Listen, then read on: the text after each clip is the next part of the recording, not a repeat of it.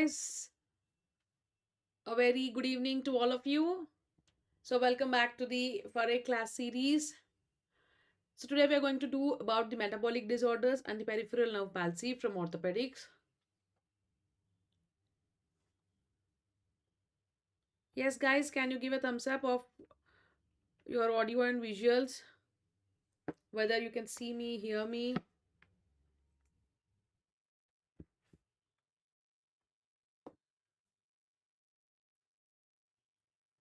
Hi Nishu. Good evening. Can you hear me?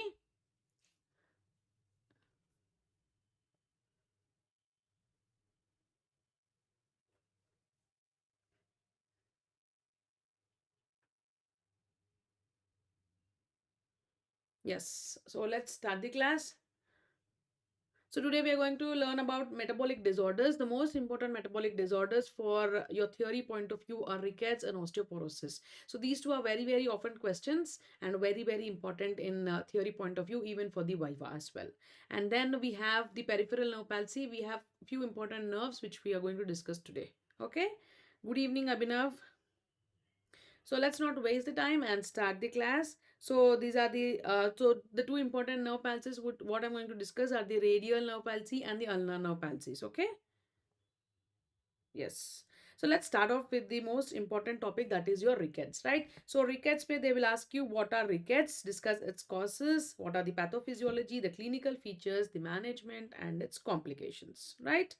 So let's understand what is rickets today in a way that we are going to represent in your prof exams, that is your theory exams, okay? Yes. So what are rickets? Yes, anybody?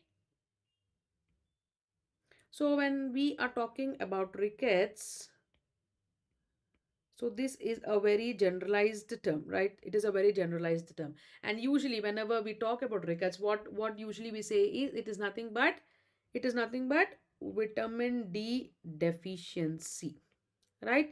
It is a vitamin D deficiency disorder and it is mostly seen in case of children, right? So whenever you encounter children with the vitamin D deficiency disorder, that is before fusion of the epiphysis. So before fusion of the, there is no hard and fast rule of the age, like it is 10 years, 12 years. So any individual before fusion of the skeletal epiphysis, if you see there is a deficiency of vitamin D, then you name that as, so that you name them as, yes. So you all know that rickets are just that the condition where there is bowing of bones due to vitamin D deficiency. So let us now see, understand why there is a bowing of, the bowing and the deformities usually seen in case of rickets. Okay, so now whenever you see this particular definition is very important, that it is the vitamin D deficiency disorder, usually occurs before the fusion of skeletal epiphysis. That is why it is seen in children, right? And then what is actually the pathology of the rickets? What is actually the pathology of rickets? What will actually happen? Then we will come to the causes, why it is actually happening. So the pathology, what you have to remember is, this is specifically and purely demineralization. It is nothing but, the one important term which you should mention is demineralization. So it is a mineralization with S, right? It is demineralization of the, right? So that is the first important thing which you have to write. So this is a demineralization condition which is usually in children. Children ka matlab, it is before the fusion of the skeletal epiphysis. ठीक? So next we'll understand lag.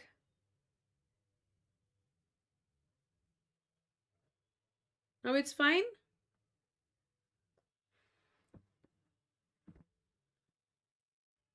So now let's understand the causes. What are the various causes of this vitamin D deficiency? The first and most important cause is nothing but your nutrition. So nutrition plays a very vital role where there is a decreased levels of vitamin D, your calcium and your phosphorus. So vitamin D is the transporter for calcium and phosphorus. So whenever there is a decrease in vitamin D, so as indirectly it affects your calcium and phosphorus.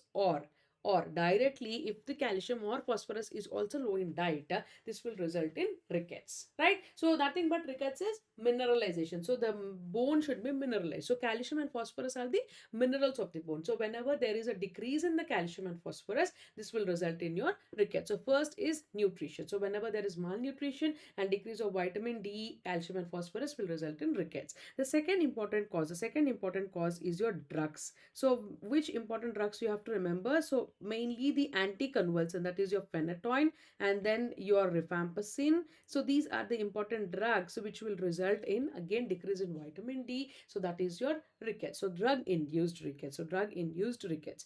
And the third one, the most important, I mean, like, first is the nutrition, second is about the drugs, and third is about the metabolism. So third is about the metabolism. To understand this metabolism, now you have to go back how vitamin D is synthesized. So vitamin D is synthesized in the skin, in the cholesterol of the skin, directly by the effect of what? The sun, right? So from the sun we absorb the vitamin D. So from the sun we absorb this particular enzyme. So we absorb particular enzyme, and now what happens is this get hydroxylated. So it will get hydroxylated as 25, and then in the liver it is hydroxylated to 25, and in the kidney it is hydroxylated to 1.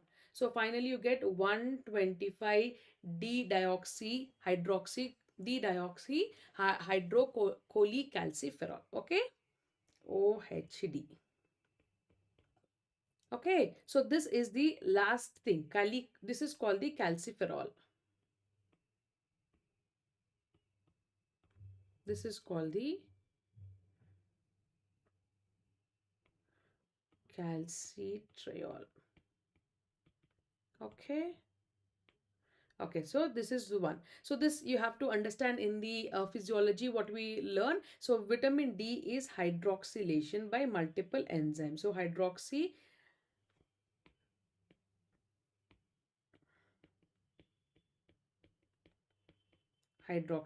So this is the hydroxylation. One occurs in the liver, the second step in the kidney, and this will form 125 OHD, right? So this is the main form of the vitamin D. This is the main form of the vitamin D. So whenever there is any problem, so there is any problem like your intestinal malabsorption. So whenever there is an intestinal malabsorption, so and when there is a celiac disease again, so that is also malabsorption in form of celiac disease. So what happens is all this will result in decrease in calcium and phosphorus. Yes, I'm sorry for that. I will decrease the pen thickness. Now is it clear?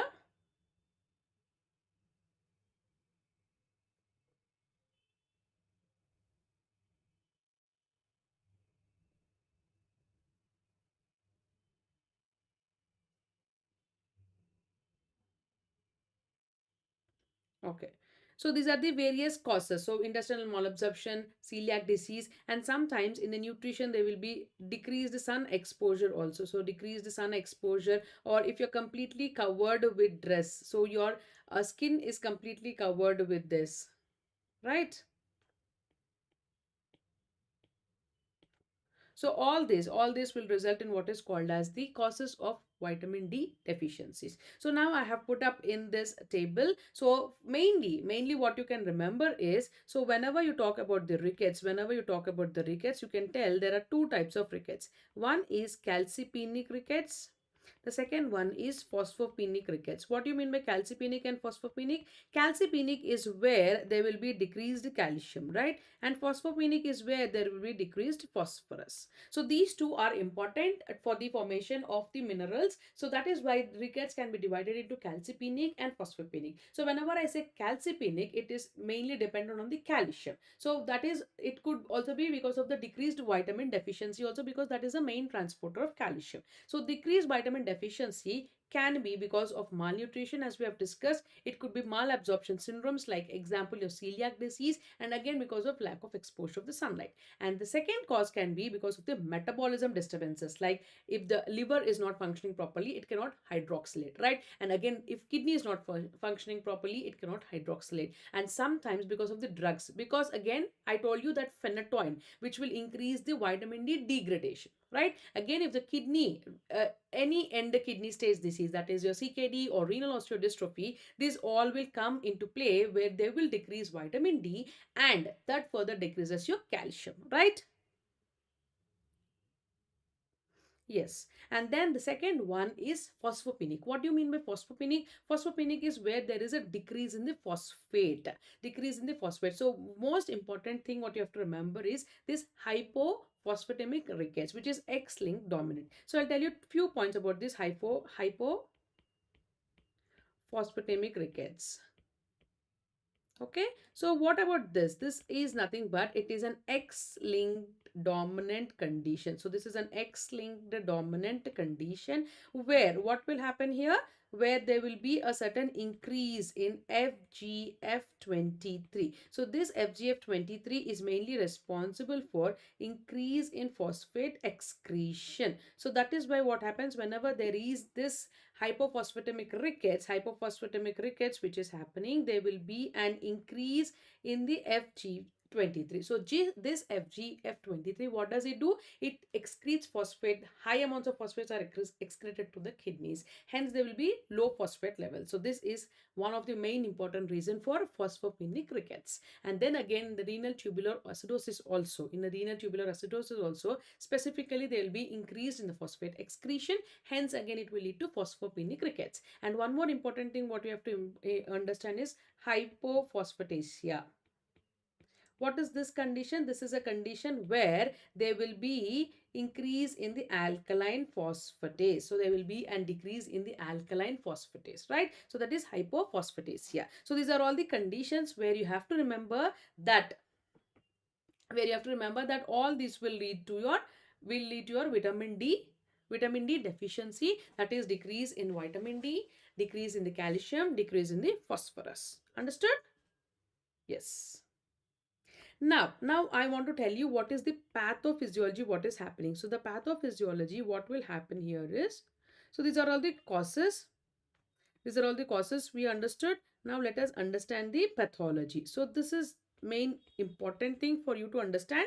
So first what happens is, this is the growth plate. So let's go back to the growth plate and see what actually happens and how the bone forms. So in the growth plate we have various layers. So so this is the reserve zone.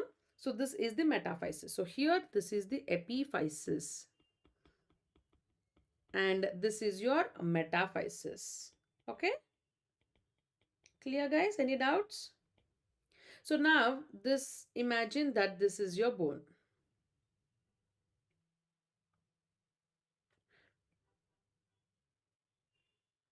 And in this particular area, this is your epiphysis, this is your metaphysis, and growth plate is present in between your epi and metaphysis. Now, if you zoom this epi and metaphysis, this particular area, when we zoom, we get this growth factor, right? So the growth plate.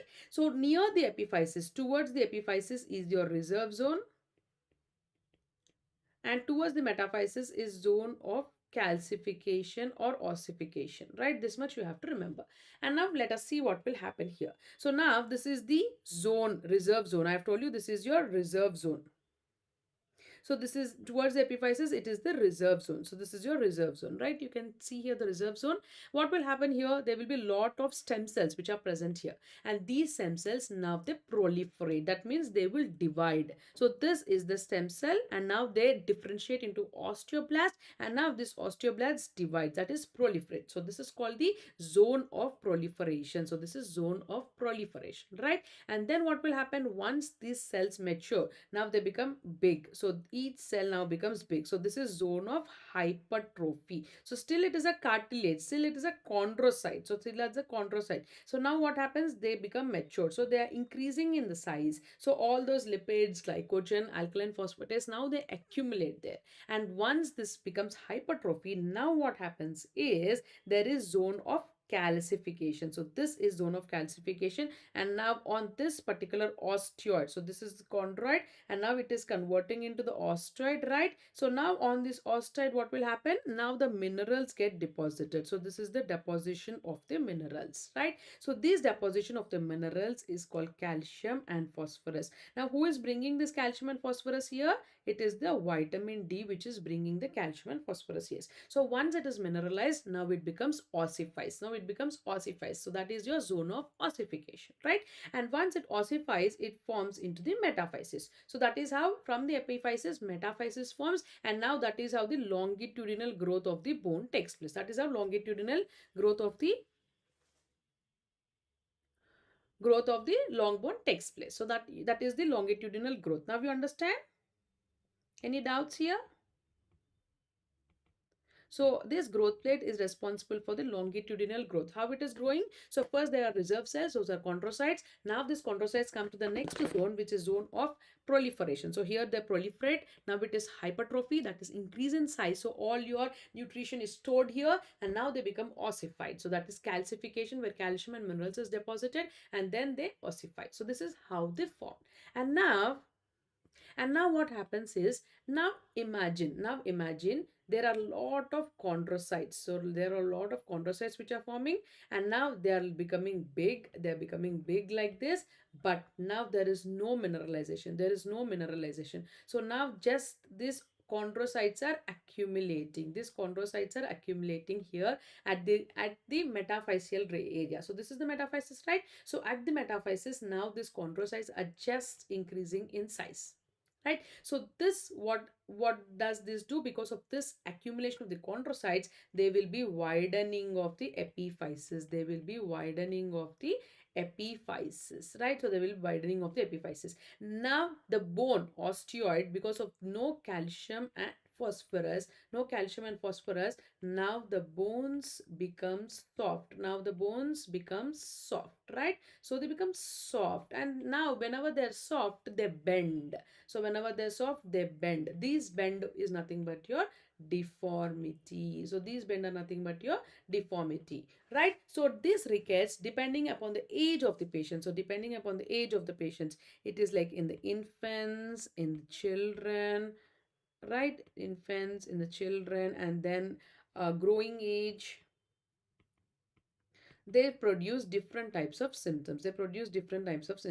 In the infants, what is most important is they may present as tetany, they may present as convulsions, right? Because again, tetany and convulsions all because of decrease in calcium, right? You know, tetany is nothing but decrease in calcium. And then failure to thrive, because they're unable to grow because there is no calcium. And whenever the children, they become like growing age, they start walking, what will happen? They have this craniotabes, ricketic rosary. What is ricketic rosary? So all these are costochondral junction. These costochondral junction becomes so evident, then you can touch them as the rosary. That is your japmala. Rosary is nothing but your japmala. So when you do japa, when you're performing penance, like your grannies do, so they use this mala, right? So it is like a counting of the chant. So similarly, when you take the costochondral junction, this junction of the chest, what it will become, because of the highlight of the costochondral areas, they can feel as ricketic rosary. And what is craniotabes? Craniotabes is because the bones are very soft, especially of the skull bones. Cranium means skull, so ping pong appearance. So when you press it, there you can see there is a what do you say, there is a dip in it. So that is called as the ping pong ball.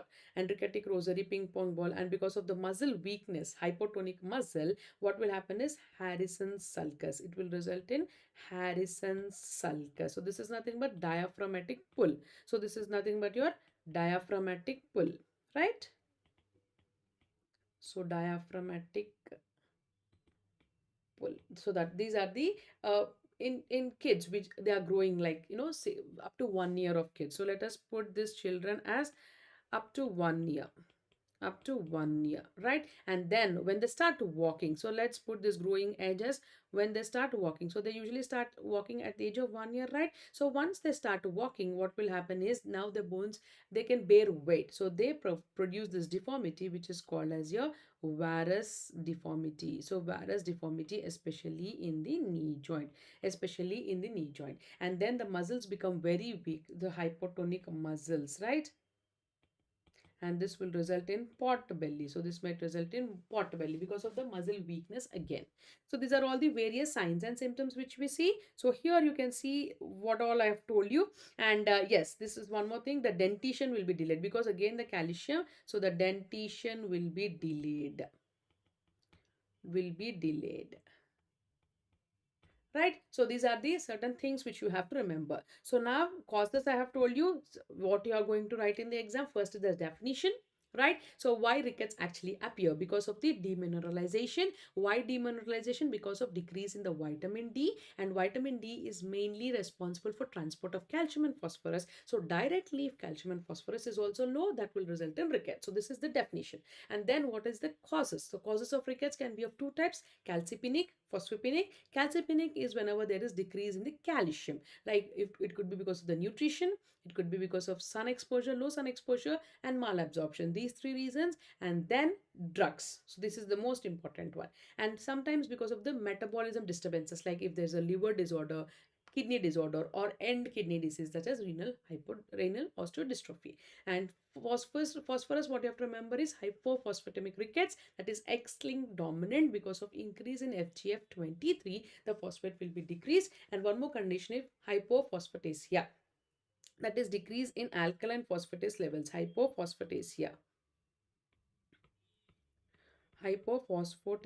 this is decrease in the your alkaline phosphatase, that is decrease in the alkaline phosphatase, which is responsible for the osteoblastic activity, right? And the second one is again whenever diminished phosphate intake also. So if the phosphorus itself is low in the body, it will result in phosphopenic rickets, right? Yes. And then what is the pathology? The pathology usually lies in place of growth plate, where you see that the mineralization occurs in the area which is called as zone of mineralization or the zone of calcification, right? So this calcification area, the chondrocytes which are present, so these chondrocytes will form. But on the chondrocytes, these chondrocytes, once they establish, they get converted into osteoblasts, so that they get differentiated into osteoblasts. So this, on this chondrocytes, if there is a layer of the bone is formed, like the calcium and phosphorus, so like the calcium and phosphorus is formed over that particular cartilage, and this gets converted into ossification. So that is what happens in the growth plate. And whenever this mineralization step is disturbed, it will result in what? It will result in widening, cupping, and fraying of the epiphysis area. So usually what we see near the epiphysis and the metaphysis area, you see all these changes, right? And what are the signs and symptoms? It depends upon the age. If the patient is only infants, we see tetany, convulsions, and failure to thrive. Up to 1 year, you see craniotabes, which is called the ping pong ball appearance, and then the rhetoric rosary, the hurricane sulcus, and then your varus. So in as the age grows, the dentition also will get delayed, right? So these are the various signs and symptoms which you can write. So there will be delayed closure of fontanelles. Delayed closure is because again calcium is not produced properly. And then you have frontal bossing. Then you have the pigeon shaped chest, which is called pectus carinatum. And finally what you have this is when then you have what? You have swelling. These swellings are nothing but a widening. This is not something which is related to edema swelling. This is widening of the epiphyses, which are present as swelling in the wrist and the ankle joints especially. Yes, if there is a retarded growth in patient and clicking sound for jaw TMJ issue and rhinitis. So retarded growth, again, you have to evaluate for the rickets, but the clicking sound and TMJ issue and rhinitis may not actually tell you that it is because of the rickets, right? But retarded or stunted growth, yes. So these are the various things. In infants, what we see, the pot belly I have told you. So this is the pot belly because of the muscular hypotonia. Then we have discussed all this, right? And as the child grows, it results in Harrison's groove, that is lumbar pulling of the diaphragm. In the chest, you see this is at the lower end of the rib cage, Harrison sulcus, lower end of the rib cage, lower end of the rib cage that we see. Okay, so these are the various signs and symptoms what we observe in the child, right? So now coming to the most important investigation, which is the most important investigation is your x-rays. So x-rays are supposed to be the diagnostic in case of rickets, right? Why x-rays are diagnostics? Now you see the x-rays of the wrist, and here you have to always order for the bilateral wrist. Bilateral wrist, you go for AP and lateral. And you see three important things, three important changes here. So the first one what you see is,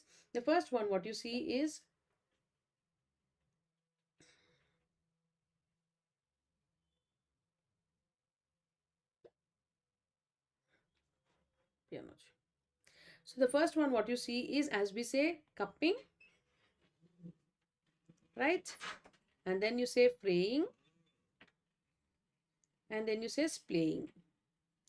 So what is the meaning of all this? What is cupping? As we have discussed, what is cupping? Cupping is nothing but widening of the epiphysis. Why widening occurs? Because of accumulation of your chondrocytes. So there are a lot of accumulation of the chondrocytes which are present, and these chondrocytes gets accumulated, which widens at the epiphysis area. So this is the accumulation of the chondrocytes which results in widening, or this is called as cup-like shape.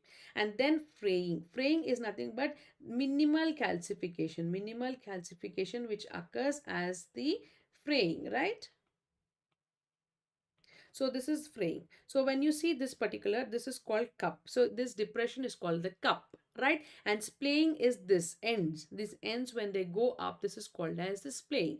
And this is called the fraying. So minimal calcification, you see, this is called as fraying. And when you see this distance is very much high, right? So usually this distance is low, but when you see this epiphysis to the uh, formation of this particular metaphysis, the growth plate, this growth plate gets widened, and this is resulting in form of cup, and this extension is called the splay. And all this minimal calcification what you see, these extensions, so these extensions what I'm talking about, so this is called as the fraying. So this is called as the fraying, right? Understood? So that is cupping, fraying and splaying, very very important. And usually you see, usually you go for the wrist x-rays. So usually you go for the bilateral wrist x-rays, right? So that is about the rickets. And in the knee joint, what you actually see whenever you take a knee joint, you see a varus deformity or a bowing of legs. So why bowing of legs is seen? Again, because of the demineralization, the bones become softened and they result in bowing. So this is called as bowing, varus knee in case of the knee x-ray. And in the wrist x-ray, you see cupping, fraying and splaying, very very specific for rickets, right? And then you see these are called the bow legs. So these are called the bow legs, right? So why bow legs? Again, if you see this particular image, you see the metaphysis. Again, it is almost like the fraying is more pronounced here rather than cupping. The fraying is more pronounced, and the splaying, so the extension of the cup like this, so this is called the splaying. So here you see there is a deformity. So this deformity is nothing but as bow legs. So this is called as the bow legs. So why again bow legs? Because of the absence of calcium, the bones become softened and they will result in bowing, right? So that is about the rickets. And once what you do, once how do you treat it? So once you uh, uh, management. So how once you come to the diagnosis, you have to go for the management. So you confirm the diagnosis by the x-ray, then you take lab investigations where you see decreased levels of vitamin D, decreased levels of calcium and decreased levels of phosphorus. So all these will result in formation of rickets, and again they will be decreased in ALP because there is again decrease in the osteoblastic activity.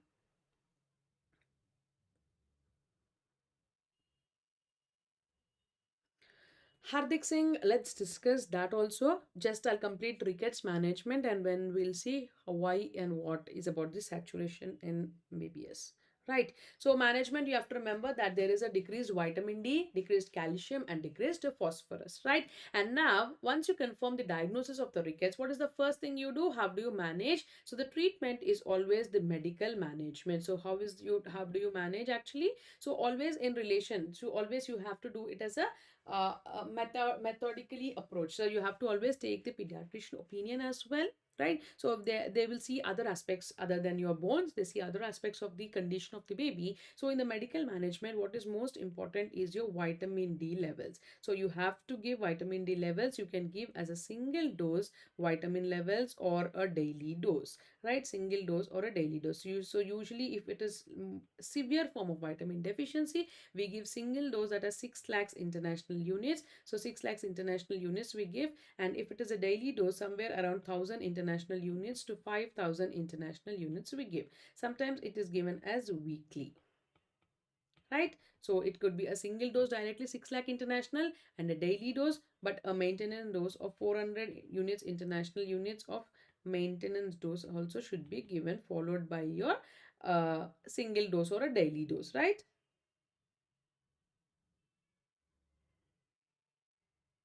This is the maintenance dose. This is the maintenance dose, right? So this is very, very important. And then you supply calcium supplements are very, very important. Then you have to encourage the diet, then the exposure to sunlight,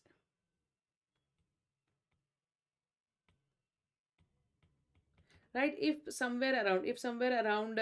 the patient after taking 2 weeks of the treatment, you will see definite, this is called as healed rickets. So you will see the difference. So you will see the difference. So this is the rickets, and now because of the administration of vitamin D, calcium and phosphorus, the patient has completely healed. So this is the x-ray of healed rickets. So the diagnosis is very, very important, as well as the management. So you have to see what is the thing which is causing vitamin D deficiency, right? Is it the nutrition, is it the drugs, or the metabolism problem? If it is a metabolism problem, then you have to directly sometimes give vitamin D levels, or and you have to maintain it on the vitamin D level. So you cannot depend upon the diet if it is a intestinal problem.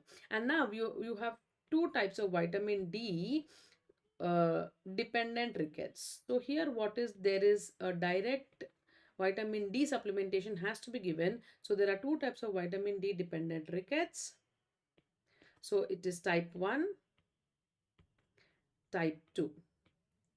Type 1 is where the products, something in the process of vitamin D formation, there is a problem. Okay. Type 2 is end organ resistance. So end organ resistance, right? So the organ itself is not accepting your type vitamin D. So there again you have to give high levels of vitamin D, right? So in type 2 also there are two types, A and B. Let us understand A and B. So A is end organ resistance, B is your other forms. So those forms which present in the body are not being taken by the body. So other forms of vitamin D has to be supplied. In type 1, where there is a process of vitamin D is problem, it could be a hepatic or a renal cause. So depending upon that, you have to decide whether it is a type 1 or type 2. Type 1 is the vitamin D. In the process of vitamin D, there will be a problem. In type 2, it is an end organ resistance, right? So this is about your rickets, what you're going to write in the exam. So this much would be really enough. If you write completely, you will get 10 on 10 marks, okay? Everything has to be clearly mentioned, clearly labeled and written. Fine. So now let us see what Hardik wants to ask. So nowadays MBBS is being saturated. So every time when we hear such words of saturation, it is actually true. It is real that the MBBS has been saturated, but fortunately, it has been saturated by people who are actually not capable of. So, if you really have that passion, if you really want to become a good doctor, there is always place for you. Okay, it is saturated for those people who just want to earn money, and you just want to do some, just get the name, the doctor name, and then they have to just do one job and fulfill their criteria of uh, doing a job. But if you really want to become a good doctor, if you want to serve people, if you want to research something here, and if you want to give good life, if you have that motto of, with the passion, if you're coming into this field, then there is always place for such people. Okay. Hope, Hardik, I have answered your question.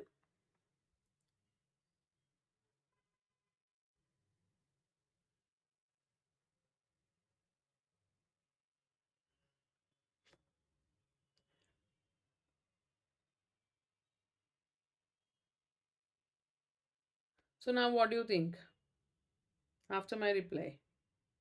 Nishu?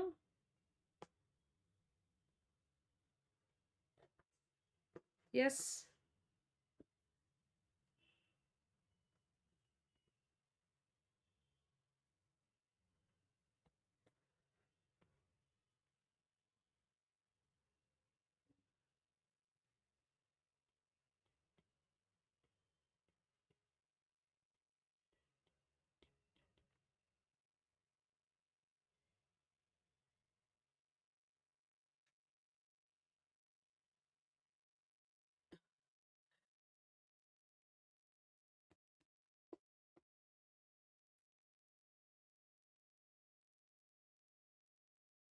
Panda, namaste. Final year is very hectic. Yes, it is very hectic. You are, see, Hatik, one thing, you are not doing a simple job. You're going to save lives of the people. People are going to trust you. People are going to believe in you so much that they just come and lie in the OT only because of you told to sit or just come to the OT. So it should be hectic, and you have to go through that hecticness so that you will be very, very responsible for taking care of that particular patient.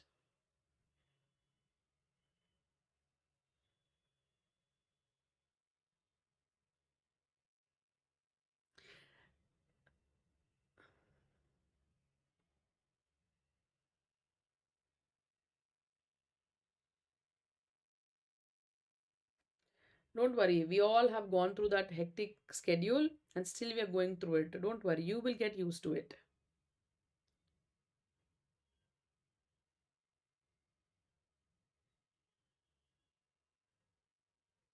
Okay, now let's understand osteoporosis. Now, any doubts in rickets, by the way? Is rickets clear?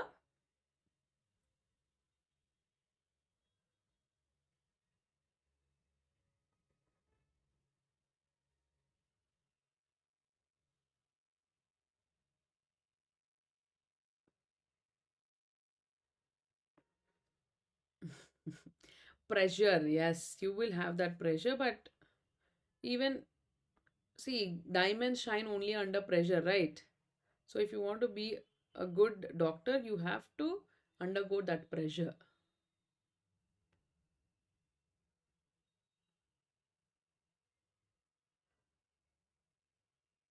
Right. Okay. Now let's see and understand osteoporosis. So now rickets, everything is fine, no doubts, right? So now understand what is osteoporosis. So osteoporosis, in simpler term, what you have to remember is there is a decreased bone mineral density. Now again, the word mineral has come. So what do you think? It is again the same as your rickets, or it is something else?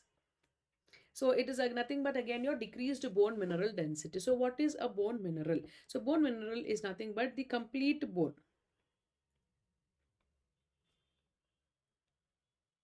So this is the bone. Now you see there is a lot of osteoid, I said, and then there is a lot of mineral inside. So this osteoid is mineralized. Right. And in the rickets, what is happening? Osteoid is normal. Mineral is decreased. Right. But in case of osteoporosis, what will happen?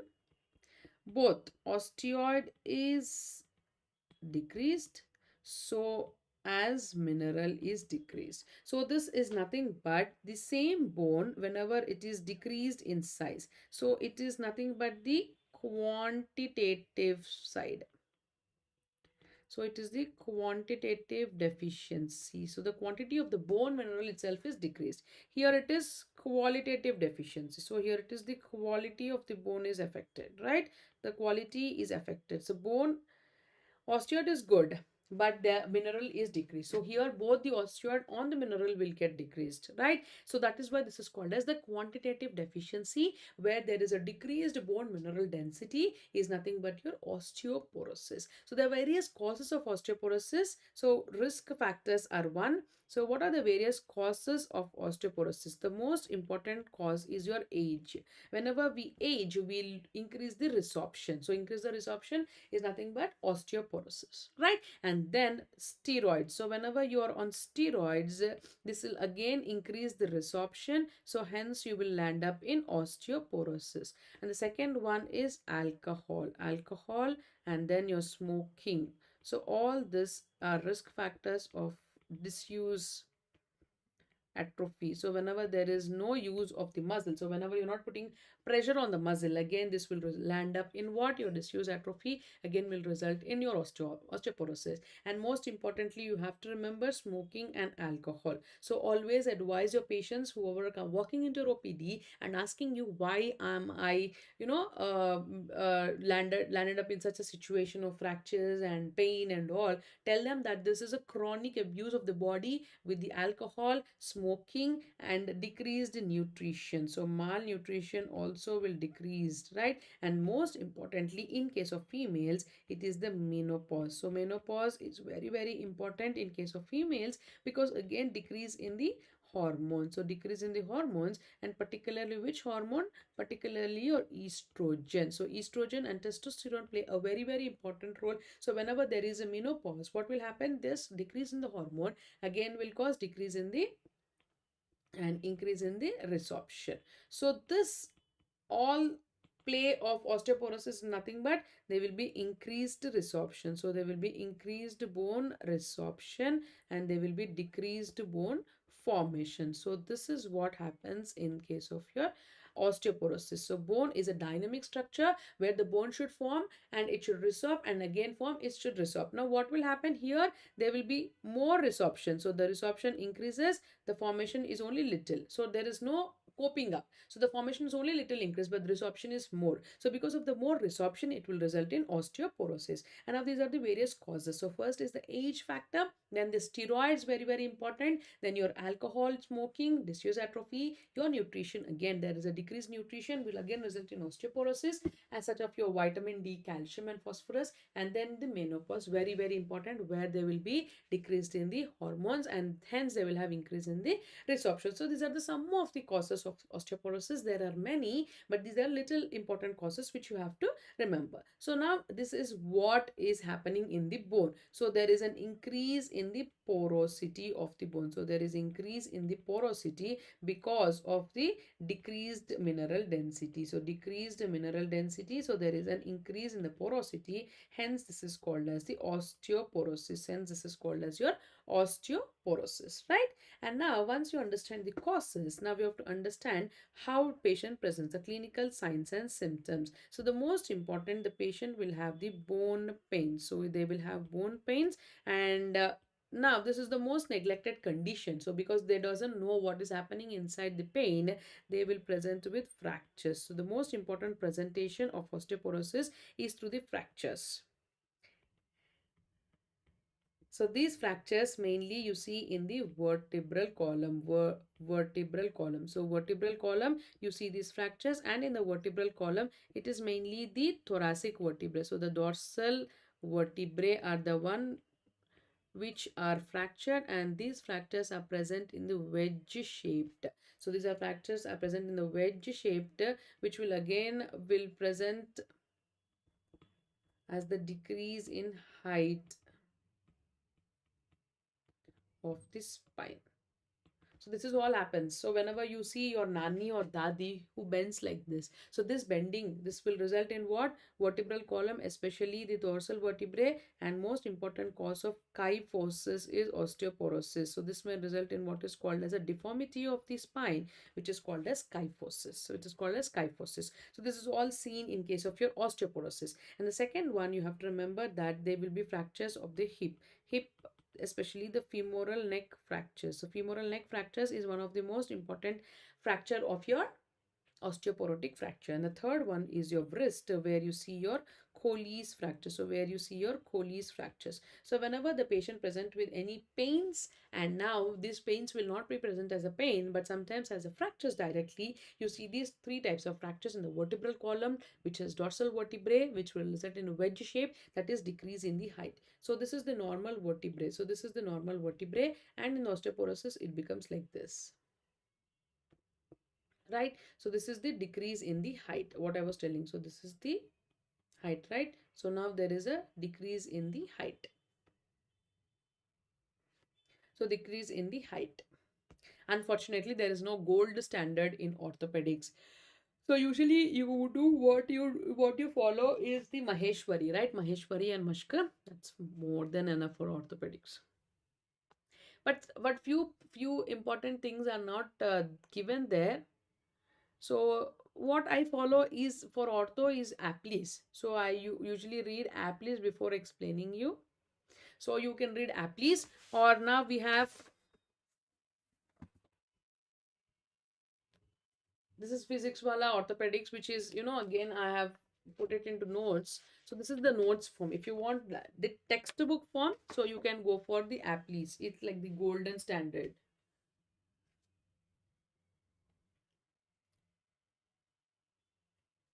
Yeah.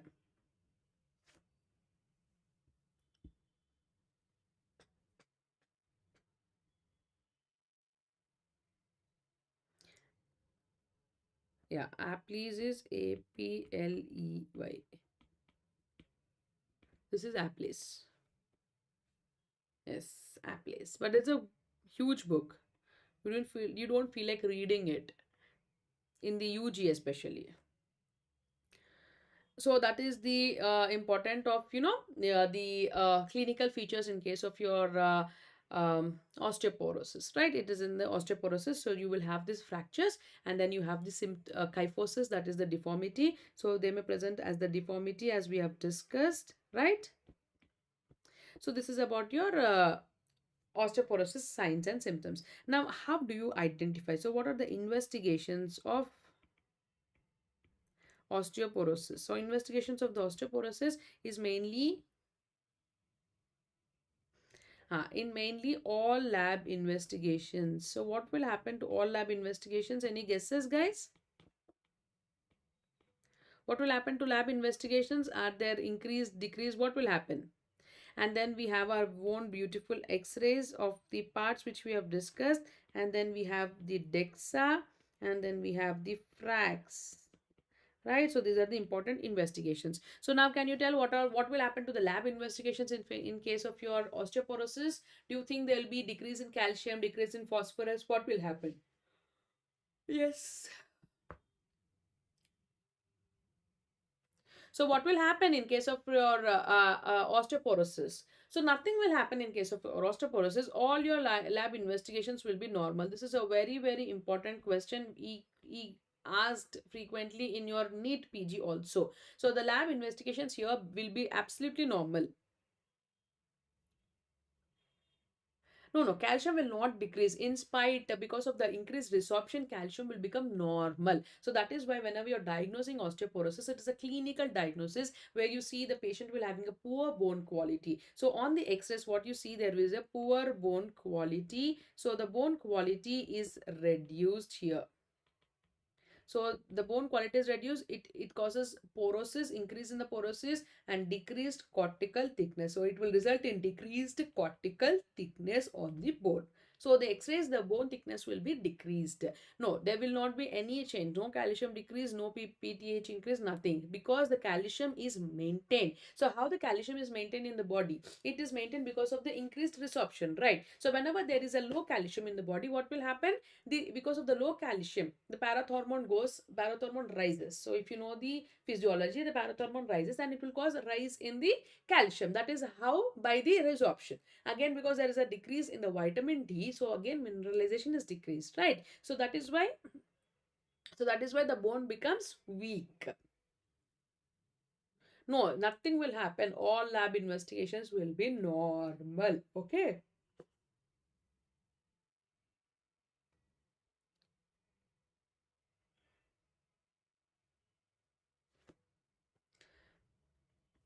Done. Then we have the important x-rays. In the x-rays, you see there will be poor bone quality. The bone quality will be poor, especially on the vertebrae and the wrist. You can identify where the cortical will be thick. The cortical thickness will be decreased.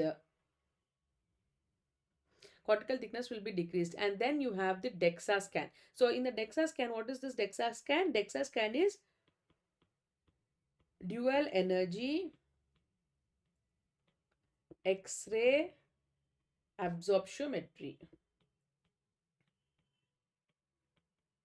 So it is dual energy X-ray absorptiometry. It is again a form of X-ray where you take at the level of calcaneum. So this is in the heel or the vertebrae. This is in the heel or the vertebrae. What will happen there? You will find you can score it. You can score it on the basis of your T and Z score. So you will base T and the Z scores. So if this particular T score, if the particular T score is less than 2.5, so that means you're osteoporotic.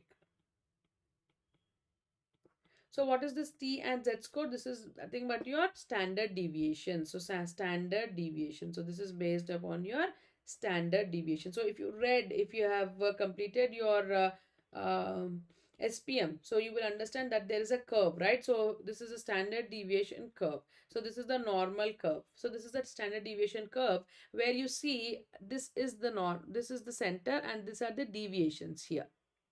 So now if you take this particular individual and his DEXA scan is more than less than 2.5, that means he's deviated 2.5 times than the normal. So that means he is osteoporotic. That means he is osteoporotic. What is central or peripheral DEXA? DEXA is a scan. So that is dual energy X-ray absorptiometry, right? And what is FRAX? FRAX is fracture risk assessment tool. Right, this has been developed by UK. In UK,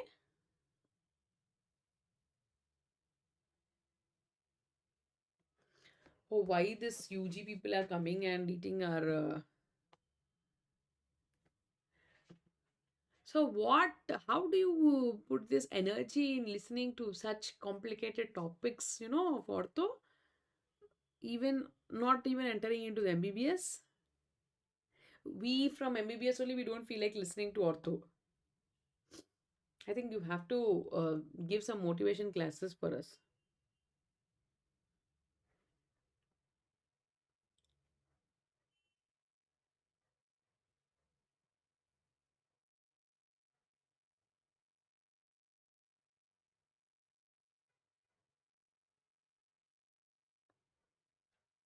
So now this is FRAX. What is FRAX? FRAX is a fracture risk assessment tool. So this fracture risk assessment tool, it was developed by UK people, right? In UK, you have this NHS, and in the UK, what they do is they have put up certain columns. So depending upon your age, depending upon your usage of alcohol and your drugs level and your fever, previous fractures, and depending upon your family history, they have given a assessment. So if this assessment is something like points, so if your points are so and so points, then you are at a risk of attaining the fracture, right? So attaining the fracture, that is the frax. So that is the fracture risk assessment tool. Also based upon this, you can identify whether the patient is prone to get fractures in the future, and depending upon the DEXA scan, you can identify whether the patient is osteoporotic or not. So once you have confirmed the diagnosis of osteoporosis, so these are the certain causes I have discussed. So first is age related, then usually this is atrophy, I've told you, bedridden patients. Then it is postmenopausal and nutrition, whenever there is malnutrition, malabsorption, and certain endocrinal disorders such as Cushing's and your hyperthyroidism and drug induced. So this is very, very important, your steroids or phenobarbital therapy. So these are the causes, right? And now I have told you that this is a normal and this is osteoporosis. So here if you see, this is the kyphosis I have explained. So this is the kyphosis or the bend which is seen in case of your thoracic spine. So why this kyphosis has occurred? This is because of multiple wedge fractures. So there are multiple wedge fractures, and now this will result in your kyphosis. So that is your clinical signs and symptoms. And then we have done the investigation. So this is your DEXA scan. So coming to the DEXA scan, I have told you. So if it is less than 2.5, it is your osteopenia, and less than 2.5 is your osteoporosis. If the deviation is less than minus 2.5, this is your osteoporosis. And now if the patient presents with the osteoporosis and fracture, so this is called as severe osteoporosis. So what are the fragility fractures I have told you? So the first one is dorsal vertebrae, that is your wedge fractures of the thoracic vertebra, and then your hip fractures, the proximal IC fractures, and then for finally your Colles fracture. So these are called the fragility fractures. So whenever a patient is having a DEXA scan of less than 2.5 plus a fragility fracture, he is supposed to be a severe osteoporotic patient. Okay, so that is it. So that is the diagnosis. And now you can see, so this is, so now this is your X-ray, and in the X-ray what you can see is this end plate. So this end plates usually, so there are this concave shaped.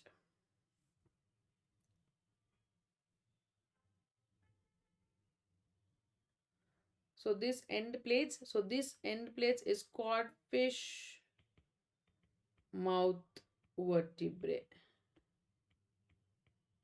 So you can simply remember this as fish mouth vertebrae. Just remember this as your fish mouth vertebrae. So whenever you see this particular types of, vertebrae, so this is called the codfish vertebrae.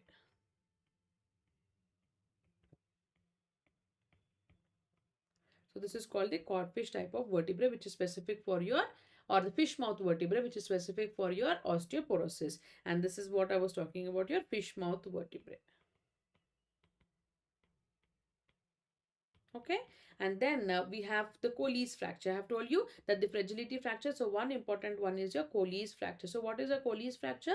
It is a wrist fracture which is just in the corticocancellous junction, and it is usually done on the fallen outstretched hand. So whenever there is a less than 2.5 with this fragility fracture, it is called as a severe osteoporosis. And here the wrist fracture, it is a dorsal displacement of the fragment. So there will be dorsal displacement of the fragment, and that is called as the Colles fracture. So the fish mouth vertebrae, the Colles fracture, and the hip fracture. So this is the hip fractures I have told you. So based upon that, you can decide whether the fragility fractures are present or not. And what is this?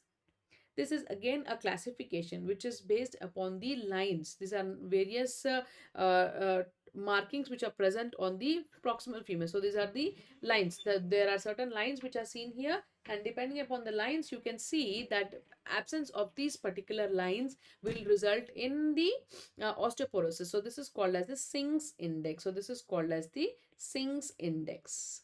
So what is Singh's index? Based upon this, so there are 6 types of groups. So primary principle, so there are compressive and the tensile. So compression is present on the medial side and tensile is present on the lateral side. So lateral means near the greater trochanter. So this is the greater trochanter and this is your tensile side. So medial side is this. So medial side you have compressive. So here in the compressive you have principal, secondary, and here in the greater trochanter you have greater trochanter group and the secondary tensile group. So primary compressive, primary tensile, secondary tensile. So all these are nothing but your markings which are seen on the proximal femur, and disappearance of this particular markings will result in the grading of the osteoporosis. So here if only one is absent, so this is grade 6 to grade 1. Grade 6 only the Watts triangles. You see this is the Watts triangle between your principal tensile and secondary compressive. So this is the secondary compressive group and this is your principal tensile group. Between these two you have Watts triangle. So whenever there is a widening of this particular Watts triangle, this is called as grade 6. So grade 6 osteoporotic. And similarly disappearance of all these gradings, this is called as the Singh's index. So this is called as the Singh's index. Just remember the lines which are seen on the proximal femur, they have been graded depending upon the Singh's index. If you mention that is very, very important. If you mention this much, it is enough. So grading of this is called as Singh's index. And now what is the treatment? So we have completed the investigations and classifications. Now let's see what is the treatment. So treatment is very, very important. It is itself a separate question. So treatment is very important in case of your osteoporosis. So the first and foremost one is always your vitamin D. So there is supplementation of vitamin D, calcium, phosphorus, exercises, sunlight, right? All this is non-pharmaceutical. So non-pharmaceutical types or lifestyle modification, right? When it comes to pharmaceutical management, that is your medical management, we have groups in it. We have groups in it. So the first and foremost is again vitamin D supplementation. So you have to increase the vitamin D supplementation to the patient, right? And then again, what you have to do, you have to increase the calcium and the phosphorus also, calcium and phosphorus also, right? So that is the first thing what you do. And the second one, what you do, the second one is about your various drugs which can be given in case of your osteoporosis. So the first one is this, and the second one is depending upon your vitamin D, calcium and phosphorus. So vitamin D we have already discussed, it is almost 600 to 800 international units which you have to give daily, and the vitamin D level has to be maintained at least up to 30 nanograms per milliliter, right? And then we have your hormonal replacement. So hormonal replacement, especially in the case of postmenopausal women. So in this particular postmenopausal woman, what we are supposed to give are estrogen and progesterone, right? So usually what we give estrogen. But if you go and read, there is a lot of complications depending upon your estrogen levels, right? So these estrogen will result in, that is your DVT, right? They can result in the DVT, right? And they result in fatty liver, right? So these are various, and most important cause is they can cause the breast cancer. So they can cause the breast cancer, and they can cause the uterine cancer. So they can cause the uterine cancer. So now what is the modification of this? This modification is your SERMs. So selective estrogen receptor modulator. So the most common thing what we can give is tamoxifen. So tamoxifen is the one which can be given, and recently is bezadoxifin.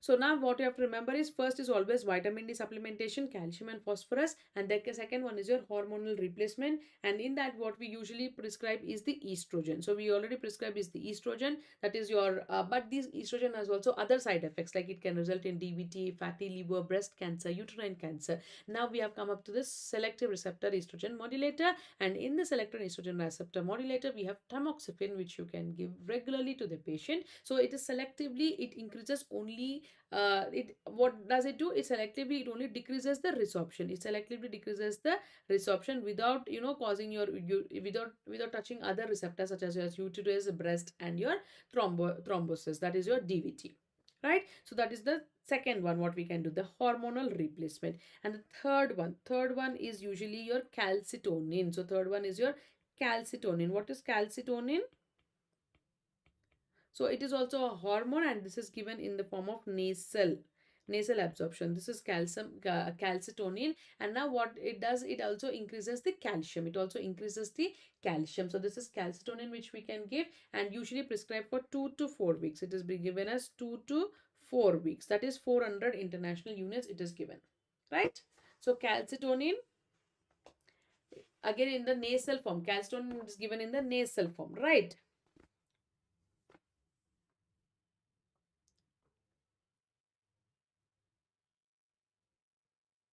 Right? What is the fourth one? The fourth one is your bisphosphonates. So now what is the most important type? What is the most important type of treatment of the for osteoporosis? So this is supposed to be the most important form of treatment for osteoporosis, right? This is your bisphosphonates, and these bisphosphonates, what they do, they decrease the resorption. So they decrease the resorption. So now there are forms of your bisphosphonates. So we have alendronate, which is the oral form again.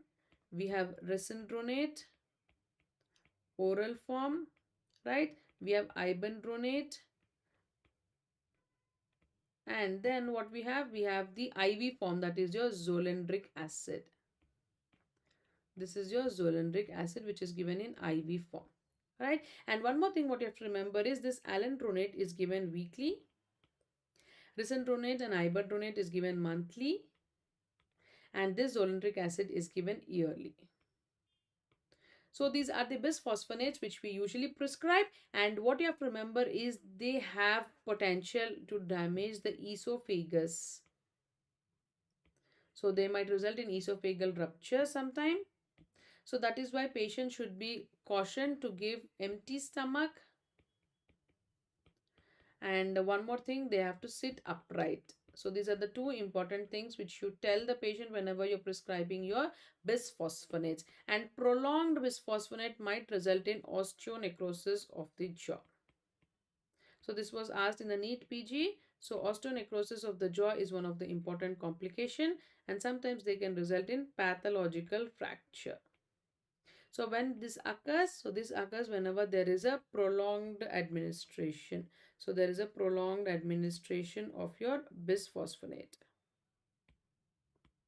right? Yes, that is about your bisphosphonates and the alendronate. There are groups: alendronate, resendronate, ibandronate, and zoledronic acid, right? And the prolonged usage can result in osteonecrosis of the jaw and the pathological fractures. And whenever you stop this bisphosphonate, you have to always include other forms, right?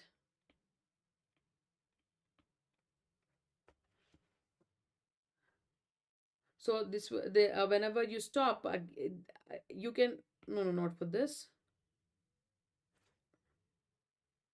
Sorry. So this is just up to this. So first is the you give the supplementation, then it is the hormone replacement, then you give calcitonin, which is the nasal form, and then you would give bisphosphonates. This is the most important form, right? And then after bisphosphonates, you have one more important drug which is called as your denosumab, which is called as the denosumab. So denosumab, if you remember, it is nothing but your rank and rank L ligand.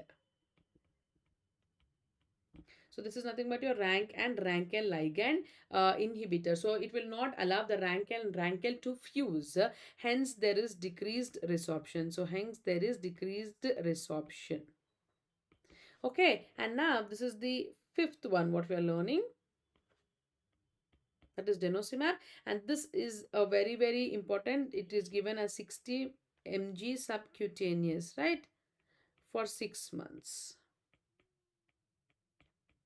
And it is a very promising drug, and it has been most commonly used in treatment of osteoporosis, right? And now what happens is whenever you stop denosumab, you have to always replace it with your bisphosphonate,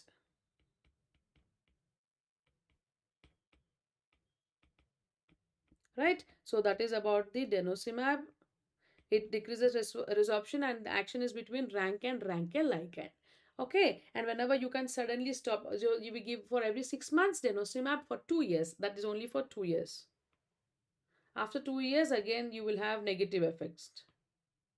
Right, so for the 2 years you give denosumab, and once you stop the denosumab, immediately stopping the denosumab again can also result in fracture. So you have to always replace it with the bisphosphonates, right? And the third and sixth one, what we have is parathormone, PTH.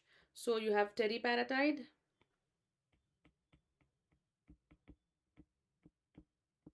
and you have abaloparatide. Right, so this is teriparatide and this is abaloparatide, and what they do, they again increases the calcium, right? So this is given as 40 or 20 or 40 teriparatide mg you give, and this is given as daily dose, right? So this is teriparatide. Again you give this as subcutaneous only, subcutaneous. So these are the various drugs which we give. So one is the calcium, and then we have calcitonin, then we have bisphosphonates, then we have denosumab, then we have parathormone. Parathormone, this is parathormone receptor. Okay, so these are the various drugs which are used in case of your osteoporosis. And now if you want to go for surgical fixation, so this is called the cement injection or the kyphoplasty. So now because you want to increase the height of the vertebrae, what we give, we inject cement. So this is called as the kyphoplasty. So PMMA is a cement which we inject into the vertebrae. So this is one more surgical treatment which can be given, or you can also give balloon. Instead of cement, they also put balloon and they increase the vertebral height. So these are some of the plastics which you can do for the severe vertebral fractures, or if you want to increase in the height of the vertebrae, right? And finally, what you have to remember is romosozumab. Romosozumab, this is a monoclonal antibody. So this is a recent advancement, and this is nothing but your monoclonal antibody, and which will inhibit your sclerostin. So that is the recent advancement which you have to remember. And finally, we have strontium ronolate.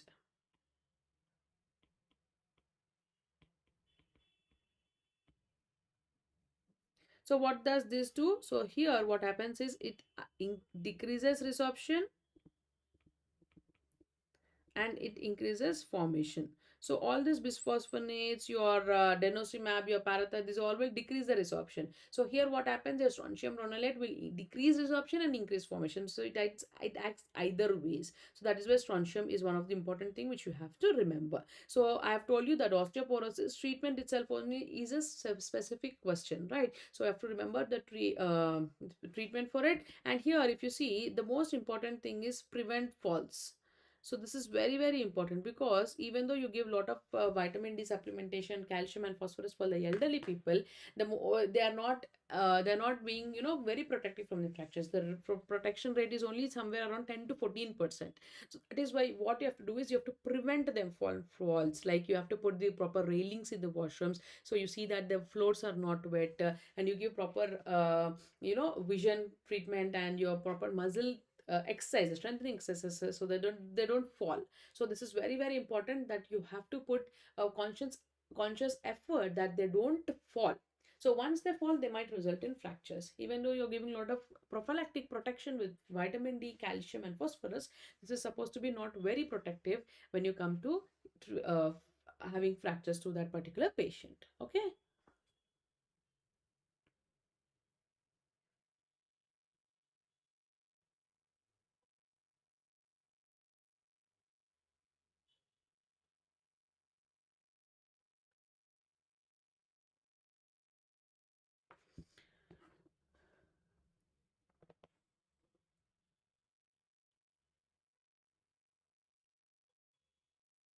What is this whose platelets range 20 to 25,000? What's the reason? It's bone marrow or something?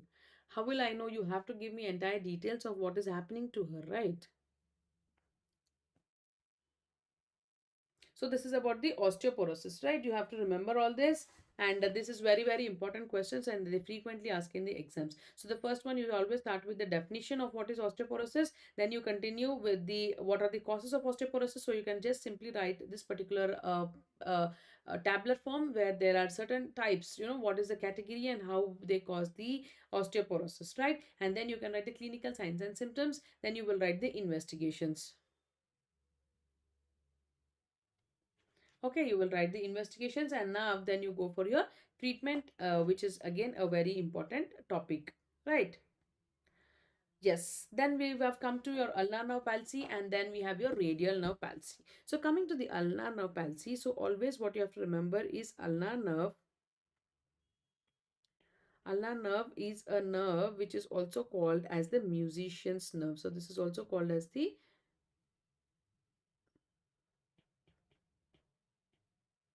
musician's nerve, right? So this is also called as the musician's nerve. Why it is called as musician's nerve? Because it supplies the very very fine movements, of hand. So it supplies all the fine movements of hand, and this is called as the musician's nerve. So now what will happen in this particular ulnar nerve? So here it starts from the brachial plexus. It is starting from the brachial plexus, and the root value is C8 and T1, right? So C8 and T1. So now it continues from the brachial plexus down up to the hands, which controls all the fine movements of hands, and this is called as the musician's nerve. And now coming to the course of the ulnar nerve. So coming to the course of the ulnar nerve. So what you have to remember about the ulnar nerve, usually whenever there is a palsy, so whenever there is a palsy of the ulnar nerve, it will result in what is called as the claw hand. It will result in the partial claw hand. So this is called as the partial claw hand. So this is called as the partial claw hand, right? And now let us see the course of the ulnar nerve. So the course of the ulnar nerve, it is nothing but it starts as the medial cord. So this is the medial cord of the brachial plexus, and this medial cord will continue, and now this is called as your ulnar nerve. So this is called as the ulnar nerve. Now this is going towards the medial intermuscular septum. It pierces the medial intermuscular septum, and then it goes beyond the medial epicondyle. It goes beyond the medial epicondyle. This you have to remember. So what is the course? It is nothing but a branch of the medial cord. So this is in the brachial plexus, C8 and T1. In the medial cord, it continues, and it continues as the ulnar nerve and pierces the medial intermuscular septum in the arm. Medial intermuscular septum in the arm, and it goes beyond the medial epicondyle, and this is a very important thing. Whenever it goes the medial epicondyle, it becomes accessible. It is the only nerve which is palpated on elbow flexion. So whenever you flex the elbow to 30 degrees, you can palpate the ulnar nerve. So this is the only peripheral nerve which is palpated, and especially near the medial epicondyle. So this is the course of it in the arm. So this is the course of it in the arm, right? And in the arm, if you see this medial cord, it continues medial to the brachial artery. It continues medial to the brachial artery, right? So the ulnar nerve is also present medial to the brachial artery, right? And then it pierces your medial intermuscular septum, and then it goes around the medial epicondyle, right? And now once it goes to the medial epicondyle, here what happens? It enters into the forearm. It enters into the forearm. Yes, very good. So it enters into the forearm, and in the forearm it divides, right? It divides, and it has the sensory and the motor.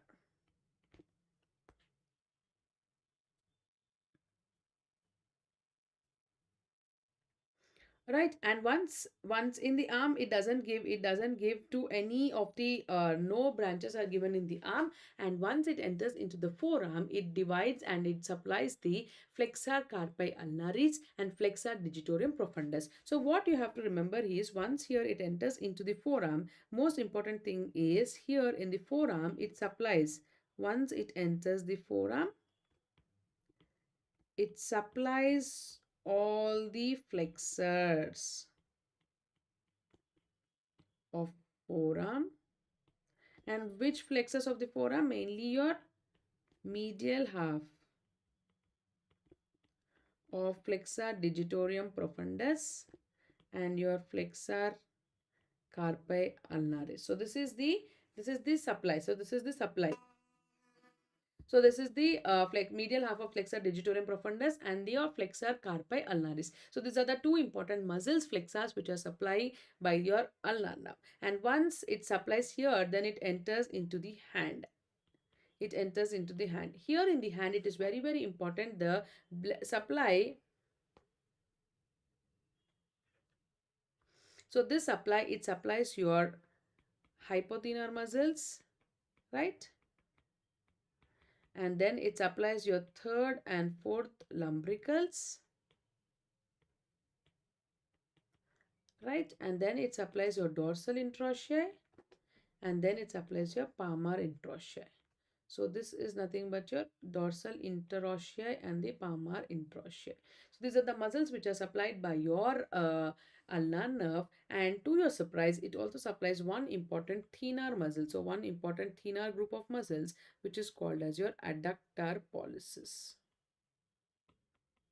It is called as your adductor pollicis. So these are the muscles in the hand. So when it goes to the arm, there is no supply of any muscle in the arm, and when it comes to the hand, it supplies all the hand muscles, such as the intrinsic muscles of the hand. These are called the intrinsic muscles of the hand, mainly the hypothenar muscles, all three hypothenar muscles, then your third and fourth lumbricals, then your dorsal interossei and the palmar interossei, right? Yes, so that is about your nerve supply. This is very, very important. Any doubts?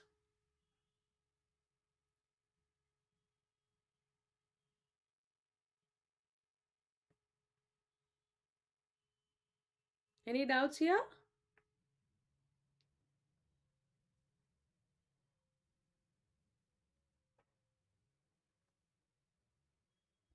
So here in the forearm, it does not, it passes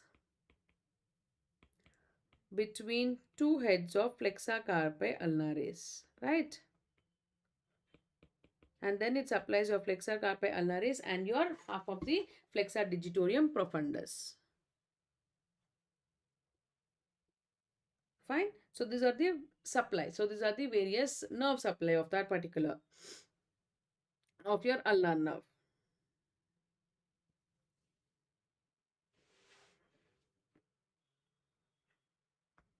So now this is your course, and now this is your various supply. So this here various nerve supply. So in the axilla it has no branches, and in the arm it does not supply anything. Once it enters into the elbow, between the two heads of flexor carpi ulnaris, it supplies the flexor carpi ulnaris and the medial half of the flexor digitorum profundus. And now as it entering into the forearm, it gives off your cutaneous branches. So one is your dorsal cutaneous branch and the palmar cutaneous branch before entering into the wrist. So here what happens is it goes through the Guyans canal. It goes to the Guyans canal. So this is what you have to remember whenever it passing through the Guyans canal. Before passing to the Guyans canal only, it gives the cutaneous branches. So this cutaneous branch will supply the skin of the medial one third of dorsum of the hand and dorsum of 1.5 digits. So here if you see this is the media, this is the skin supply of the ulnar nerve. Okay, I've not given here. So skin supply of the ulnar nerve is medial one third of the dorsum of the hand. So this is the medial one third of the dorsum of the hand and 1.5 digits finger. So this 3.5 is supplied by the median nerve and 1.5 is supplied by the ulnar nerve, right? And again, if you see in the hand, it gives the hypothenar eminence, adductor pollicis, third and fourth umbilical on palmar and dorsal interosseous, and it also gave palmar digital branch to skin of medial 1.5 digits. So here and here, this is completely by your ulnar nerve. So it supplies the medial one third of dorsum of the hand. So this is the dorsum of the hand and dorsum of the medial 1.5 finger. So this complete supply and this complete supply is by your ulnar nerve. So this is what you have to remember about the nerve supply of the ulnar nerve. So whenever they ask you the ulnar nerve, so you will start the ulnar nerve is nothing but it is course value, that is C8 and T1, and it starts in the brachial plexus. From the medial cord, it travels on the medial side of the brachial artery, and now it enters. So it enters the medial intermuscular septum. So this is the medial intermuscular septum, and then it goes beyond the medial epicondyle up to the elbow, right? And in the arm there are no branches, and once it enters into the forearm, it is between the two heads of the flexor carpi ulnaris. There is no division here, sorry for that. So it enters the flexor, two heads of the flexor carpi ulnaris, supplying the flexor carpi ulnaris itself and medial half of the flexor digitorum profundus. And once it enters into the wrist, it passes through the Guyans canal. Here it enters the wrist, it is the Guyans canal. This is what you have to remember, right? And then after entering the hand, it gives four important branches. So it supplies all the hypothenar muscles, and then your adductor pollicis, third and fourth lumbrical, palmar and dorsal interosseous, and a very palmaris brevis. So palmaris brevis is again it is not present in every individual. So this is one of the, what do you say, not very important, but if you remember this palmaris brevis branch, and it also supplies the digital skin. So skin and palmaris brevis is nothing but the fascia. It is in the muscle which is from the fascia, right? So palmaris brevis and skin of the medial 1.5 and dorsum 1.5 fingers. So that is about the ulnar nerve supply. And now what happens whenever there is a palsy, and why actually the palsy occurs? So when there is a fracture, for example, if there is a fracture of the medial epicondyle, so then there is a chance of ulnar nerve getting compressed, right? And then What are the various causes again? So this could be high ulnar nerve palsy and low ulnar nerve palsy. High ulnar nerve palsy is again anything in the arm, so medial quad is affected, right? Low ulnar nerve palsy is something around the forearm and the wrist. So palsy whenever there is a medial epicondyle fracture, right? And if there is leprosy, once upon a time this leprosy was so prominent that so the patients would have this claw hand. So one important cause is leprosy, and another nerve is irritation to the nerve. So whenever there is an irritation, as it's more superficial, any irritation to the nerve also will result in formation of the claw hand. So what happens whenever there is a palsy? So here what we see is the most important, claw hand. So what is actually claw hand? So claw hand is nothing but it is the condition where you see hyperextension. So where you see hyperextension of the metacarpophalangeal joints and flexion of the interphalangeal joints, and especially in the third and especially in your fourth and your fifth fingers, that is your middle finger, that is your ring finger and your little finger, right? So your little and the ring finger. So this is what we see. So this is what is called the claw hand. So this is nothing but there is a hyperextension of the MCP with the flexion of the IP. This is exactly opposite to what is the action of the lumbrical. So this is exactly opposite to the action of the lumbricals, right? So what is the action of the lumbrical? So if you see the action of the lumbricals, because the flexion of the MCP and extension of the IP, right? So flexion of the MCP, extension of the IP. So this claw hand is exactly opposite to that. So this is one of the deformity which we see with the loss of sensation. So there is always a loss of sensation over the little finger. Loss of sensation on the medial aspect.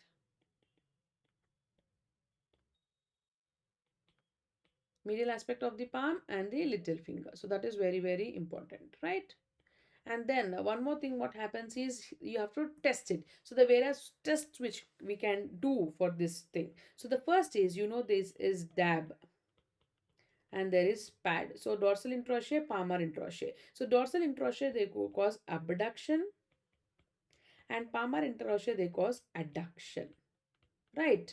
So you're testing for abduction and adduction. So this is the test for adduction. This is called as the card test. So this is nothing but your card test. So what you do, you place a card between the two fingers and try to adduct it. Adduct it is coming nearer, right? So this is called the adduction. So this is the card test which we use for your ulnar nerve. And then this is called your book test. So what is a book test? A book test is nothing but you are testing the adductor pollicis. So again, adductor pollicis is for adduction of the thumb. So whenever there is adductor pollicis involvement, so whenever there is a weakness of adductor pollicis, you see the book test where there will be flexion of the thumb. So there will be flexion of IP in the thumb. Instead of adducting and holding the book, what you do, you flex and hold the book, right? So this is called the Froment sign. So this is also called as the bending of the thumb is also called as your Froment sign. Right, so this is also called as your Froment sign. So what is the book test? Book test is for your adductor pollicis. Whenever your adductor pollicis is weak, instead of adducting the thumb, what you do, you flex the thumb, and this flexion is called your Froment sign. This is particularly seen in your ulnar nerve palsy. Then we have your cart test, and for DAB, for adduction, what we have? We have your Igawa test. So we have your Igawa. So what do you mean by Igawa test? So Igawa test is nothing but that you place your middle finger like this and you try to abduct. So you place a middle finger on the table and you try to do this. So this is called as abduction. So this is called as abduction. So this is called as abduction. This is Igawa test, and now this is called your cart test for adduction, and then we have the book test that is for adductor pollicis, where you see the flexion of the IP, which is called as your Froment sign. Right, this is all your test for your ulnar nerve palsy. And finally, sensations. There is a loss of sensation on the medial aspect of the little finger. And what is the autonomous zone? So one autonomous zone are the zones which are very, very specific for your ulnar nerve. So this is the tip of the fifth finger. So fifth finger tip, or fifth, or it is also called as the little finger, right? The pinky finger and the tip of it. So this particular area, this tip is very, very specific for your ulnar nerve palsy. So this is called as the autonomous zone of the ulnar nerve. And now what you do, the treatment of ulnar nerve. So treatment of ulnar nerve is, if it is a mild, then you go for a splint which is called as the knuckle bender splint. Knuckle bender splint. So this is not mild, moderate, and severe. So usually go for neuropraxia, axonotemesis, and neurotemesis. So whenever it's a neuropraxia, you go for a knuckle bender splint. And if the nerve is completely damaged, you can go for tendon transfers. So you can go for tendon transfers because it is very, very important for the fine movements of the hand, right? So this is the knuckle bender splint, and if it is a severe form of the nerve, then you go for a knuckle bend tendon transfer, right? So that is about your ulnar nerve palsy. Any doubts?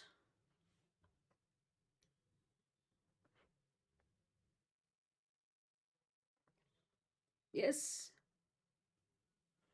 all NEET UG aspirants, you have lot of your teachers to tell you know how to complete your syllabus. This is NEET aspirants, what NEET journey, this is PG or UG.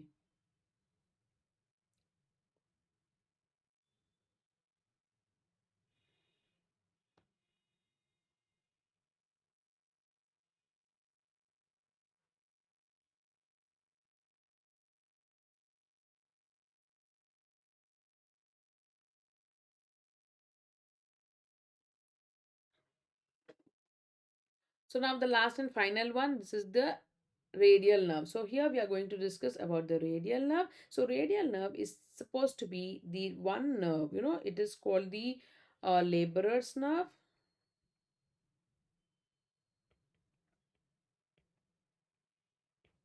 So why it supplies all the extensors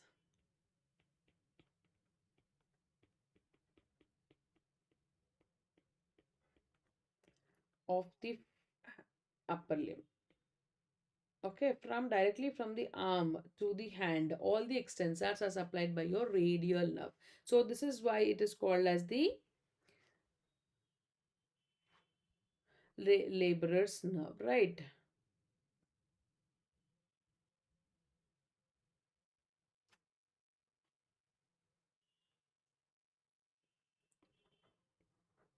Sorry, I think that is for the median nerve. I'm sorry. So laborer's nerve is for the median nerve. So radial nerve, what is more important because it supply all the extensors. So all the extensors of the upper limb are supplied by the radial nerve, right? And the radial nerve, mainly it is a motor nerve, right?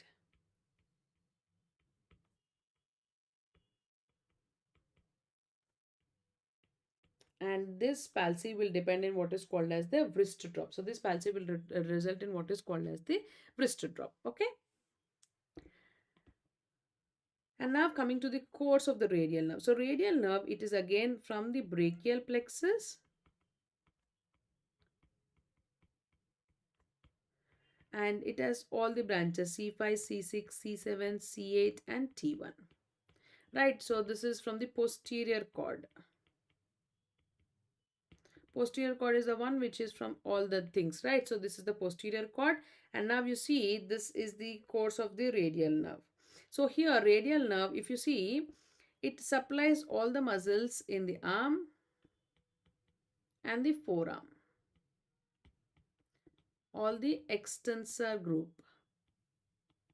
Okay, so first it starts at the brachial artery. It's applies from the brachial plexus. So from the brachial plexus it enters into this triangular or quadrangular space. So here this is the quadrangular space, this is the axillary nerve, and here in the triangular space we have your radial nerve, right? So this is the triangular space where it is by triceps, long end of the triceps, lateral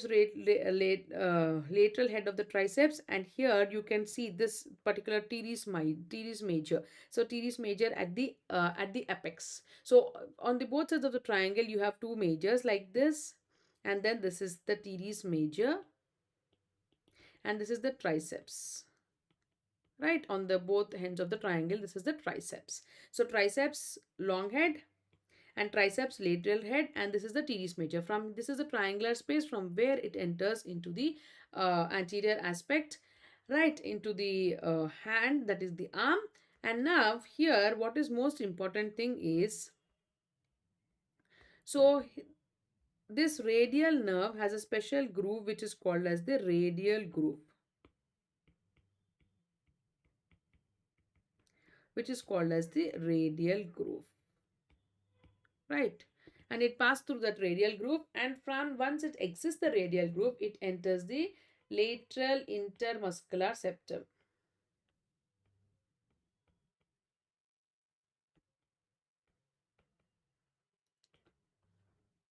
We have finished that. No, Sumit, treatment of osteoporosis is done long back. We have completed ulnar nerve palsy and radial nerve palsy also.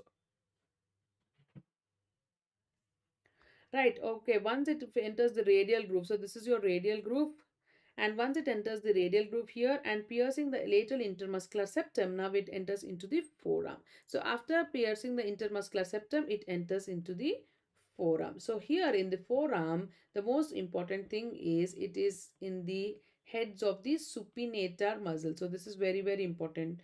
In the two heads of the supinator muscles, in the two heads of the supinator muscles. Sumit, we have finished the treatment of osteoporosis.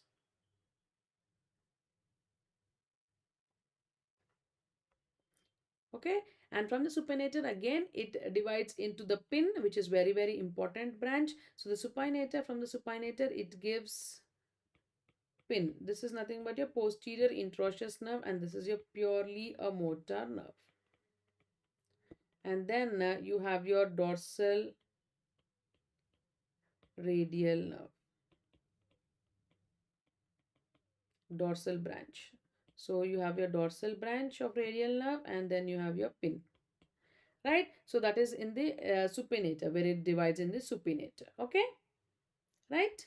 So now you see various muscles which it supplies. So muscles, you have to remember, it supplies various muscles here. So first in the arm there is only one and only one muscle, which is your triceps. So this you have to remember, in the arm it is your triceps muscle. So triceps is the name tri, where you have long head, medial head and the lateral head. So all these are supplied by your radial nerve. So long head, medial head and lateral head, all these are supplied by your radial nerve, that is your triceps muscles, right? And then now I've told you that here, from here the triangular space, it enters into the arm and it passes through the radial groove. In the radial groove it supplies the triceps. So first triceps long head and the lateral head, and then the medial head of the triceps. And once it finishes the radial groove, it enters into the lateral intermuscular septum like this. So from the radial groove is in the posterior aspect, right? So from the radial groove it enters into the arm, and as it enters into the arm it supplies your brachioradialis. So this is very, very important again, your brachioradialis. So in the arm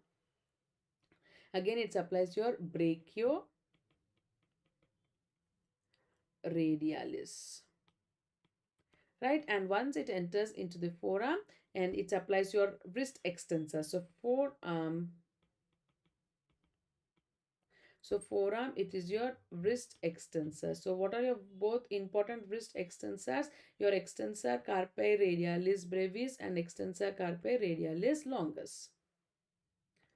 Extensor carpi radialis longus, extensor carpi radialis brevis. So these two are very, very important, and they supply after they pierce the supinator. After they pierce the supinator, and they supply this extensor carpi radialis longus and extensor carpi radialis brevis. So after before they pierce the supinator, it gives these two wrist extensors. So that is why whenever there is a damage at the elbow also, you have this wrist joint. So this is, whenever these two are damaged, this will result in the wrist drop. Sorry, wrist drop. So this is called as the wrist drop.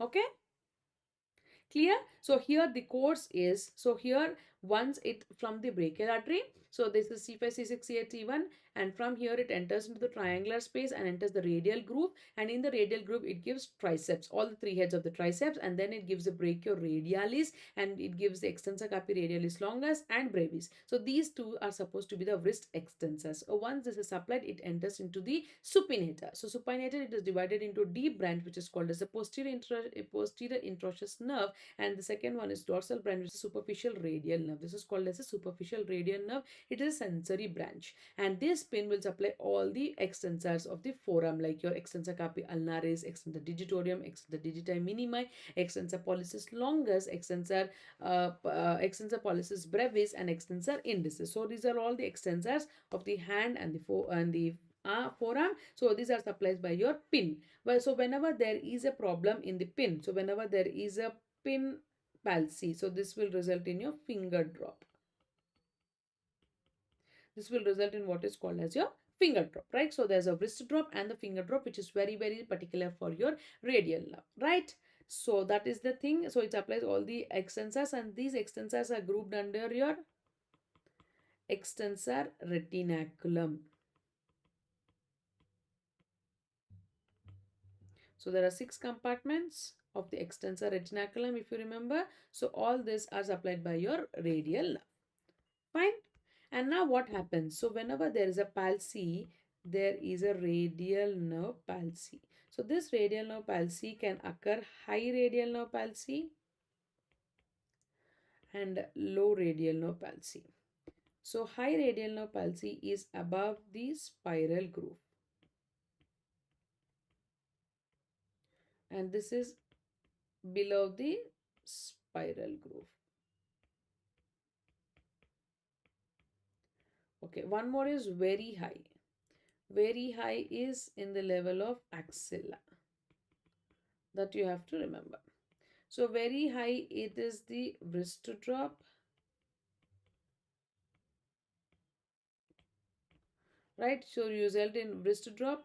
So this is above, after they supply the supinator. Before they supply the supinator is the wrist drop for the high radial nerve palsy. So high radial nerve palsy result in your wrist drop. Okay. So now what is more important is,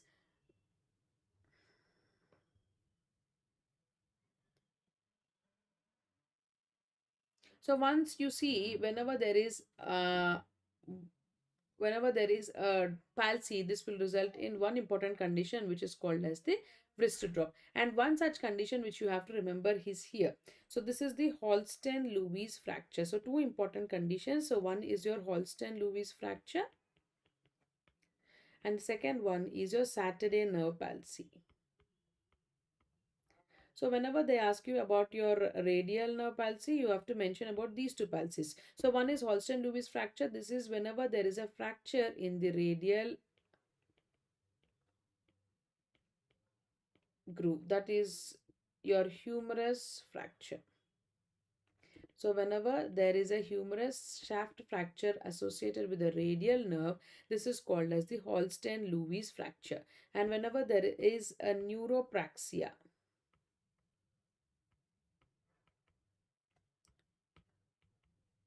due to the position of the hand,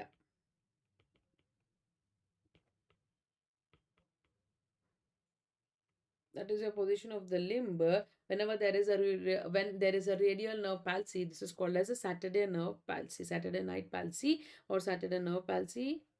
So Saturday night, what we do? We usually go for partying, right? So this partying will result in excessive alcohol, and this alcohol, we put this limb in a position, we sit on the chair, and this, as you know, directly pushing the chair into the axilla, which will result in the neuropraxia. This is called as the radial nerve palsy, that is called the Saturday night palsy. Okay. So whatever might be the reason, the ultimate outcome is your wrist drop. So this is your wrist drop. So what is wrist drop? Loss of extension of the wrist, right? And then you have to check. Then you have to check for other muscle weakness, right? And this you will call it as wrist drop. And treatment of the wrist drop is of two types. So one is your dynamic cock-up splint.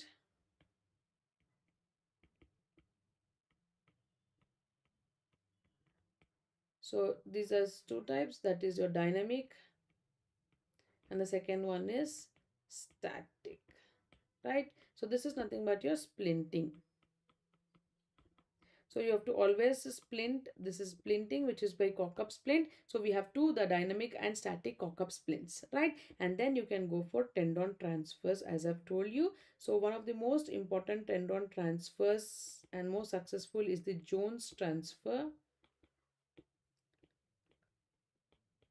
where your extensor carpi ulnaris FCU is used for your extensor carpi radialis brevis or extensor carpi radialis longus, right?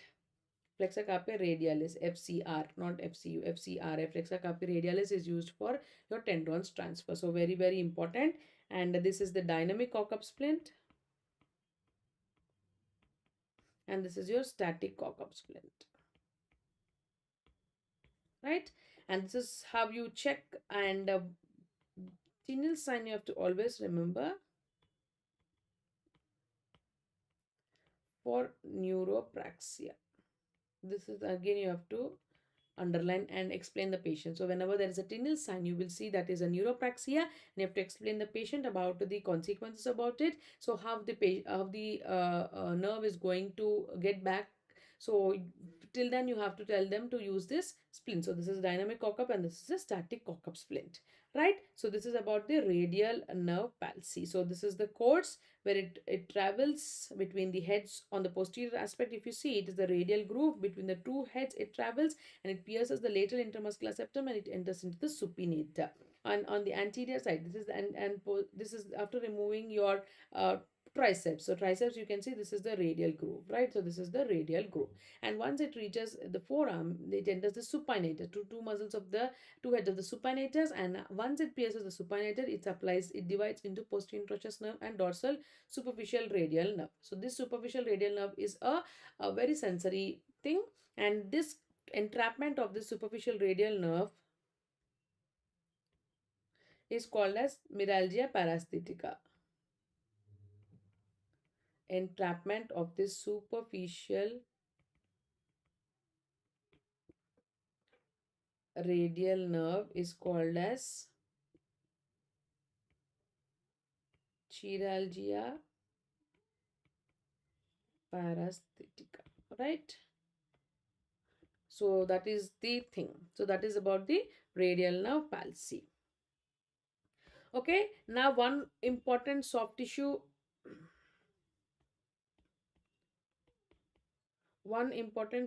condition which can be asked in the exam is your de Quervain's tenosynovitis. So what do you mean by de Quervain's tenosynovitis? Before that, what you have any doubts?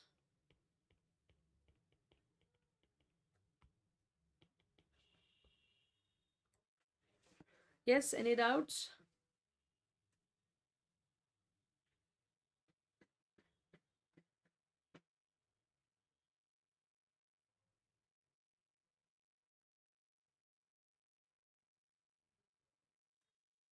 Yes, your ulnar nerve palsy, radial ulnar nerve.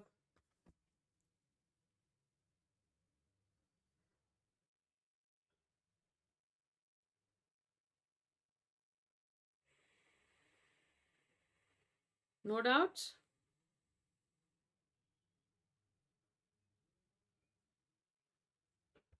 Okay. Now I'll tell you the de Quervain's tenosynovitis. So this is an inflammatory condition. So de Quervain's is an inflammatory condition.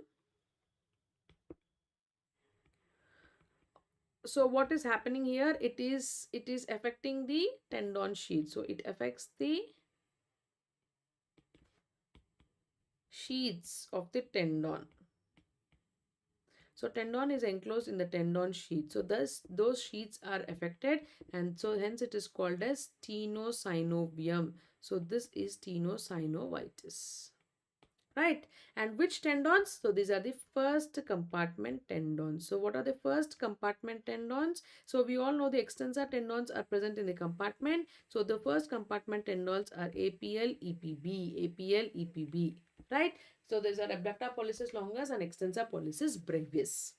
Okay, so these are the two tendons which are being affected. Why they are affected? Because of the tendon sheath. Because the compartment becomes smaller, there is some volume which has been occupied in the compartment, hence there will be pressure on these two tendons, which is called APL and EPB, right? So now how the patient complains? The patient complains about the wrist pain especially on the thumb. And now how do you elicit? So elicitation is by test, which is called as Finkelstein's test. This is called as the Finkelstein's test. So now what you do? You enclose the thumb by 4 fingers, and now you do the extension. So now you do this thumb in the palm enclosed, and now you do the extension. So whenever you do extension, so this is resulting in the Finkelstein. So this is what the maneuver you do. So you will ask the thumb, and now you extend the thumb like this. So you'll stretch the tendon. So this will result in pain. So this is called as the Finkelstein's test. So this Quervain's treatment. So nothing but it is release of the compartment. So before that you can try doses of analgesics, steroid injection, right? And then what maybe you have to release the first compartment. That means the tendon sheaths has to be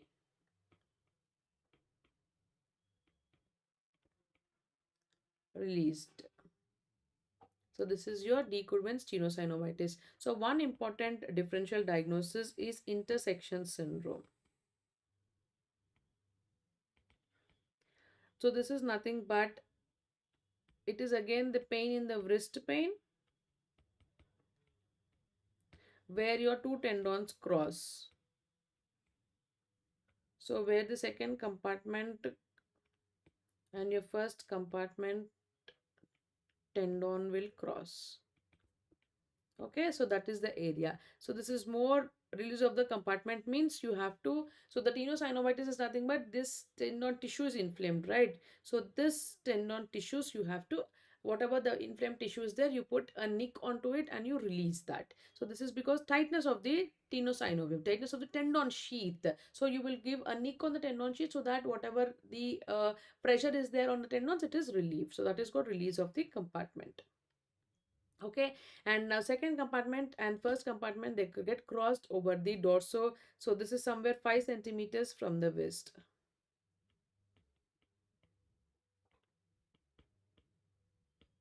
Okay, so you should not get confused between your Quervain. Quervain is somewhere here, tenosynovitis, and your intersection syndrome is somewhere here. So this and this. So you have to be very, very careful. So this is the intersection syndrome. So second compartment and the first compartment, they get crossed. So the dorsal part, which is 5 centimeters from the wrist.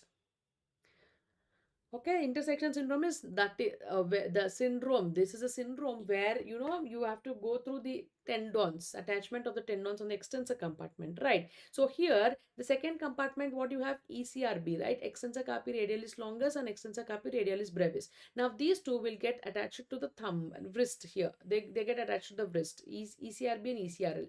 And now APL and EPB will jump and come and attach here. Okay, so these four tendons, they get crossed at particular area on the dorsal aspect of the wrist, and here whenever there is a pressure, it causes pain. So this is called the intersection syndrome, and it is one of the differential diagnosis for your Quervain's tenosynovitis. So that is what I'm telling you. Fine. So that is about the Quervain's tenosynovitis. So whenever you confirm the diagnosis, so usually what we do, we confirm the diagnosis by your ultrasound. So we do ultrasound and then we confirm the diagnosis, and sometimes clinically also we can be sure of the Quervain's, and then we release the compartment or will release the tendon sheaths. So that is about the Quervain's tenosynovitis. Okay, now it is very, very important that you revise everything before going the exam. And these are most important questions. So it is inevitably you have to read all these questions without leaving any question. Okay. And this is how you download the Meded app and also explore Farre for various subjects. And we have been teaching it since 1 year. So there are various videos which have been available there. So I hope you all understood. Seen on the ultrasound is you see the tendon gets thickened. So there is fluid inside the tendon. Okay. So this is the Instagram. This is PW Meded's Instagram. So you can always keep a message over if you have any doubts.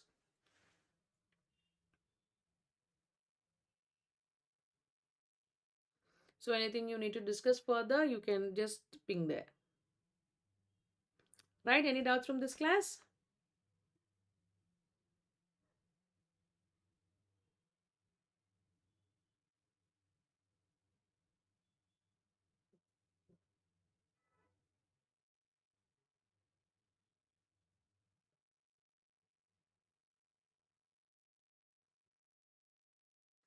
Yeah, that is what you have to be very careful. So whenever a patient comes to you and tell you that there is a pain in the wrist, so carefully you have to examine for the Finkelstein test. You have to examine that if the pain is near the wrist, at the base of the thumb, or somewhere away from the wrist. It is almost 5 to 7 centimeters away from the wrist.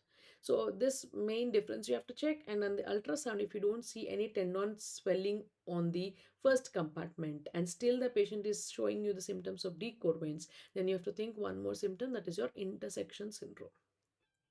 Okay, clear, Samantha?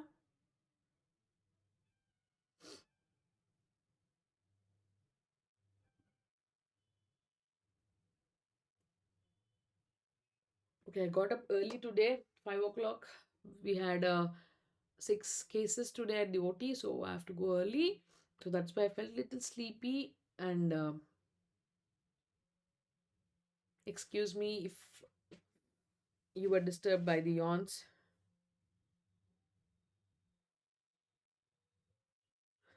Okay. Anything else you have, Samantha? Else you want to ask?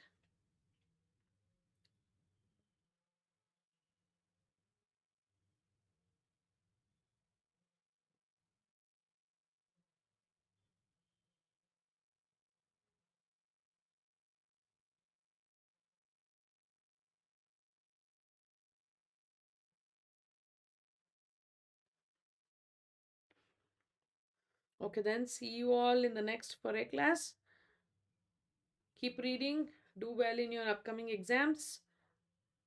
See you all. Bye.